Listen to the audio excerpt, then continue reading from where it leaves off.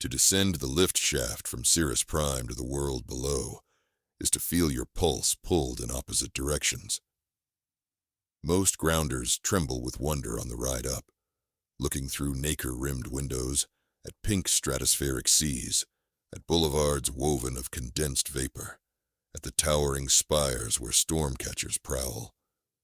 On the way down, after purchasing their emotions, they cradle what they bought like contraband jewels, nervous that something so invisible could be so heavy. I've watched thousands come and go. Until yesterday, I never realized how little difference there is between selling feelings and stealing them. My name is Mallory Quentz, Junior Resident Steward, 3rd class. When the bell chimed 6 last shift cycle, I was polishing the copper horn of an old Model 7 amplifier in Gallery B. Just enough tarnish remained to coax a hum of longing from anyone who stood too close, when a courier drone whirred overhead and dropped a note into my apron. Urgent. Vault 19. Bring palimpsest key. Iridian tessellate. Iridian directs harvest operations. A woman whose attire smells of ozone, even after she's fluttered among the cloud terraces all day, signing purchase orders. You don't ignore an order from Iridian tessellate unless you crave the sensation of regret, which, ironically, we churn out in bulk. I pocketed my rag, clipped the palimpsest key to my belt, and headed past rows of humming cabinets where raw storm current was fed into crystalline pumps that coaxed it into wavelengths of pure affect. We cloudkin possess a dozen euphemisms for our trade. Some call it empathy cartography, others sublime brokerage. Strip away rhetoric and its thunder alchemy. We net lightning, parse its frequencies, sift out the charge that correlates with the electrochemical signatures of human moods, then distill those into ampules. Joy number 27, effervescent, citrus aftertaste. Anger prime, bass rumble, popular with boxers. Nostalgia, pale, soft amber glow, sells out every solstice. Grounders buy them by the crate. We accept currencies, memories, and, in special cases, secrets with market value. Vault 19 lay deep in the Anvil district, where the air is warm from condenser coils and smelling faintly of petrichor. Its doors, carved from thunderstruck walnut, only open to a palimpsest key, a slim rod braided from surplus lightning filaments. I inserted mine. Sparks scuttled, and the lock sighed. Inside, amid stacks of vault ledgers and crates branded with cobalt sigils, stood Iridian tessellate herself. Her cloak rose and fell with static tension, as if an invisible heartbeat bloomed in the folds. Next to her loomed a taller figure, Captain Neve Hark, Chief of Storm Sweep. Goggles perpetually radioing red threat glyphs across their lenses. Mallory, Iridian said, nodding. We've located an anomaly in yesterday's capture run over the Mare Umbra cumulonimbus, a resonance shard that doesn't map to any known emotion. I thought she must be teasing. Every feeling catalogued by philosophers from pre-classical melancholy to modern schadenfreude has a spectral signature. We had our charts, 2 and 44 discrete moods with cross-modulation variants. Unknown wasn't an option. Iridian gestured to a crystal flask the size of a lamp. Liquid lightning coiled inside, tinted a violet too dark to name. When probationary amplifier foil attempted a preliminary tap, he collapsed. His vitals read. She flicked a projector disc. Waveforms jagged across the air. 5 simultaneous diametric emotive states. Ecstatic despair, terrified serenity. You see the paradox. Neve snorted. Leaves him drooling. We had to medevac. We need a safe extraction protocol, Iridian said, turning to me. And before we alert the council, diagnosis. You apprenticed under Master Halen, who pioneered counterchords. Will you test it? Either I accepted, or refused, and spent the rest of my career cataloging mild amusements for wedding planners. I pulled my gloves tight. Set the containment helm? Iridian opened a lacquered box. Inside lay a silver hoop that fits around the brow, lined with microforks that taste neural fields. I slipped it on, sat at the interface lectern. Neve leaned near, voice a rasp. "Don't try to be brave. The shard's alive." Iridian dimmed the lights. The flask was routed through a braid of lightning siphons into the helm. A low chime thrummed like faraway war drums. I opened to the shard. At first, nothing. Then the vault dissolved. I fell into a horizonless field of mirrored fog. Each footstep echoed with someone else's weight, 1,000 heartbeats.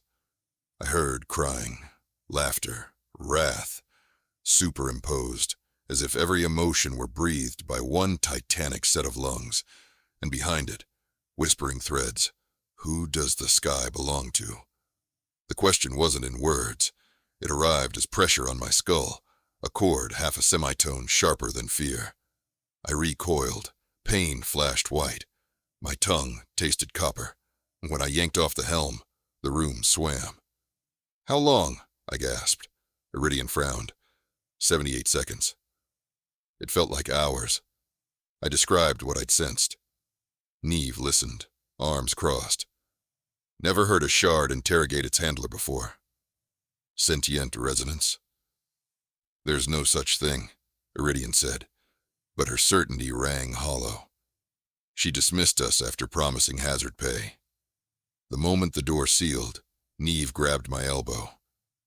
"Meet me at Rampart E at midnight. Bring any data you copied, and don't mention to tessellate." She left before I could ask why. I spent the next hours reviewing logs. The shard's emission plotted on a spiral into frequencies we'd classified as lethal to capture. Empathy, crossfire. Master Halen once warned me that if two contradictory emotions are superimposed at equal amplitude, cognition collapses. We tag such storms Janus events, none harvested in centuries. Maybe the shard wasn't simply unknown. Maybe it was impossible. At midnight, Rampart E was deserted, except for muffled rumbles of remote storms. Neve arrived wearing street grays, her uniform sigils dimmed. "I can't do this alone," she said. "I've seen that color once before. 9 years ago on the ground, outside Saltwick. Company orders said a tornado cluster contained salvageable charge. My squad deployed nets. When the funnels died, we found every animal in 5 miles catatonic, eyes glossed violet. Headquarters quarantined the zone, labeled the emotions contaminated. We weren't allowed to bring samples home, but Tessellate was there, taking notes. "You think she stored the resonance until now?" I asked. "She knew something like this could appear again. She's waiting." "For what?" "To patent it." Neve's fists clenched. "If you can bottle contradictions, joy anguish, rage peace, you enslave consumers. They'll need a second dose just to understand the first." I remembered grounders shuffling out of lifts clutching ampoules, already craving tomorrow's fix. If Neve was right, Iridian planned to deepen the hook until desire and repulsion were indistinguishable. We needed proof, so we schemed. 2 tasks: extract a microsample for spectral analysis and sabotage Iridian's rollout clock. If we failed, our future was either exile or mind shatter. The shard was locked behind biometrics, but Storm Sweep possessed override glyphs. Neve would breach security. I'd rig a null lattice to damp resonance bleed. We scheduled for next storm rise, when half the district monitors drop offline during grid realignment. Before we parted, I asked, "Why risk your rank?" Neve stared over the balcony, clouds pulsing with summer heat lightning. Back on ground, I promised a boy I'd protect his dog from that tornado. He watched me load her into the evac shuttle, wagging, tail full of life. When we landed, she was already comatose. The boy's face, those emotions didn't belong anywhere. Tessellate sold him guilt as if it were medicine. I'm done helping. I understood. My own father, a grounder potter, exchanged 4 months' wages for confidence concentrate before his guild exam. It carried him to mastership, but afterward, he feared creating anything without a swig. He's nearly broke now, spinning empty kilns, convinced each failure is mortal, unless he buys another vial. I send half my pay home. It never suffices. The next cycle dawned violet. Cirrus Prime quivered with ion charge. The perfect storm harvest swelled above. Workers in copper mesh suits scurried along catwalks, nets unfurled like silvered spiderwebs to greet forks of lightning. Neve and I rendezvoused at Service Hatch 511. The null lattice, disguised as a maintenance panel, fit neatly over my back. She keyed codes. Door slid open. Inside, Vault 19 glowed with autolooms, unattended. Iridian must be overseeing Stormcatch, opportune. We advanced. A security sprite flickered, but Neve whispered a kill phrase. It dissolved into confetti of pixels. We reached the flask. The color looked darker, as though the resonance had drunk the room's shadows. I erected the null lattice. Its rhombic field hummed, a false calm. Neve tapped the quarantine seals, released a droplet into a prism vial no larger than a teardrop. Easy. Then alarms screamed. Unable to disengage remote eyes, Neve muttered. Tessellate's monitoring from Grand Ocular. Footsteps pounded outside. I pocketed the vial. We split, Neve said. I'll stall. No, I argued, but there was no time. She shoved me toward the service chute. Get to Halen's old lab. He kept an independent spectrometer. The door crashed. Neve turned to face armed sentries. I fell into the chute. Darkness, twists, heat. I emerged in ventral archives, bruised, palms bleeding. Sirens pulsed through the chambers. I ducked aisles stacked with parchment sensory maps until I found the abandoned annex of Master Halen, a sanctuary of dust and cobwebbed instruments. Memories flooded. Halen teaching me to whistle counterchords, telling stories of skyship troubadours who could soothe lightning with lullabies. He died last year, ironically, of heart failure during a thunder lull. I powered his spectrometer with a hand crank. The vial sat in the analysis cradle. Light refracted, painting the wall in kaleidoscopes. Data scrolled across brass dials, overlapping sine curves, mutually inverted. A perfect Janus spectrum. But there was more. Nested inside the waveform was a modulation pattern shaped like letters. A message. I adjusted gain. Who does the sky belong to? Repeated segments in fractal recursion. I thought of the voices I'd heard. Maybe the shard wasn't an emotion at all. Maybe it was a question encoded in thunder, waiting for an answer, and enforced torment on anyone who ignored it. The door slammed. Iridian tessellate swept in, cloak crackling. I underestimated you, Mallory, she said. Where is the sample? The question isn't where, I replied, heart racing. But why? The shard's demanding agency. It's not emotional energy. It's cognitive electricity. Curiosity. Doubt. That's what scrambled foil. It destabilizes certainty. She smirked. All the better. Doubt is lucrative. Every ground dweller drowns in it. Imagine marketing clarity as the antidote. You'll sell them the sickness and the cure. Standard economics. She stepped forward, palm out. The vial, child. I backed up. It's not safe. Safety is denial's lullaby. She snapped her fingers. 2 custodial drones zipped in, stun prongs charged. I hurled the vial into the spectrometer casing, smashing glass. Violet mist hissed out, but the null lattice in my bag wouldn't cover the breach. The resonance leaked, ripping through circuits, arcing to copper shelves. The drones convulsed mid-air, plummeting. Iridian's cloak flared. The mist thickened. My mind flooded again with contradictions. I saw my father's pottery fired in blue lightning, cracking even as it shone.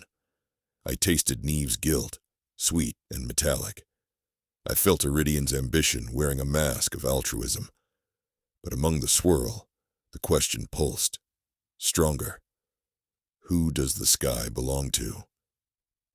For the first time, I tried to answer. I pictured the ground boy and his dog, my father molding clay, Neve hugging a storm barrel to shield civilians. I whispered, to everyone who lives beneath it. The violet haze quivered, then surged like a tide through ceiling vents, escaping to the city beyond. Alarms shifted pitch, from breach to containment failure. Iridian staggered. Fool, you have freed it. But as she raised a shock baton, a crack split the ceiling. Above us, the harvested storm had grown restless. The resonance had infected the conduits, polarizing coils. I grabbed Halen's old field journal and dove under the desk. Iridian stood paralyzed, staring upward as lightning tore through vault stone, snatching her in a glare brighter than daylight. The explosion shattered everything. When I awoke under rubble dust, resonance haze no longer weighed the air. Fires hissed, where broken amplifier stacks lay scorched. Iridian was gone. Charred cloak tatters the only proof she'd existed. I crawled to the corridor. Citywide klaxons blared, evacuation tier 2. I limped to the elevators. The city shook. Engines sputtered. I boarded a descent capsule with technicians and merchants, most clutching valueless ampules. The capsule detached, plummeting through ragged cloud fringe. Below, the continent stretched dusk purple. I expected to feel fear or sadness or relief, but my chest was quiet, unamplified, raw. I realized then how numb I'd been all these years, tasting synthetic feelings secondhand. Now every breath hurt and thrilled simultaneously. Perhaps that's what genuine emotions are, chords messy and unresolved. We landed near Salt Wick Fields, where wheat bent in wind that smelled of rain. Sky above swarmed with flickers, Cirrus Prime's infrastructure discharging like dying fireflies. People around me stared upward, some weeping, others cheering. Without packages to purchase, they met their own feelings naked. Neve emerged from another capsule, bruised but intact. We embraced. You lived, she said, voice hoarse. What about the shard? I asked. She pointed skyward. The clouds were no longer stationary bastions. They swirled, birthing smaller cumuli that drifted toward farmsteads, factories, playgrounds, like doves seeking roost. Thunder rumbled inside them, softer, exploratory. A spring drizzle began, warm droplets tapping our faces. Looks like it belongs to everyone now, Neve murmured. Days passed. The Cloud City's wreckage scattered, pieces salvaged by grounders. Some amplifiers still worked, but without harvested thunder they fizzled, inert. Rumors said other sky metropoli declared moratoria on storm harvesting, fearing similar catastrophes. I traveled with Neve, offering expertise to dismantle stray resonance chambers before they twisted innocents' minds. We met my father. I expected to find him begging for confidence, but absence of supply forced him into sobriety. He believed himself useless until we invited him to join our mission, molding ceramic casings to safely house residual shards. Purpose, it turned out, is its own amplifier. One evening, around a campfire of driftwood, a teenage evacuee asked me, what did it feel like living up there? I considered. Imagine drinking colored water that tells you how to feel until you forget what thirst is. Then one day, real rain touches your tongue. He nodded solemnly. Months later, we organized the first Ground Sky Congress in a converted barn loft. Former stewards, farmers, students, storm herders. Topics: ethical harvesting, emotion sovereignty, reparations fund. Halen's journal became our founding document. Page 1. Music tames lightning. Humility tames music. We established new protocols. Lightning may be captured, but only small fractions, only consensually, and records will be open source. Feelings packaged must include provenance, side effects, and be distributed freely, not sold. Critics called us naive. Prophet lords attempted sabotage. Each time, thunderclouds arrived unseasonably over their estates, cracking tiles, scaring investors. Some joked the Janus spirit became guardian of balance. I can't prove it, but sometimes when a storm rolls in, I hear an undertone like a giant heart, asking the same old question. I answer aloud, unashamed, because the sky, like love, grief, wonder, doesn't belong to harvest guilds or winged citadels. It belongs to children chasing puddles, to engineers writing equations on mud, to elders whose sighs call rain. It belongs most of all to those who refuse tidy binaries. Every so often, someone will ask if I miss Cirrus Prime's white arcades and floating gardens. I do. A part of me longs for the view. Sunsets glowing beneath, moonlight painting vapor colonnades. But I remind myself that longing is mine, not decanted. I let it echo, pure and contradictory, within my ribcage, joyful ache. That, I've learned, is the signature of living with open skies rather than in clouded cages.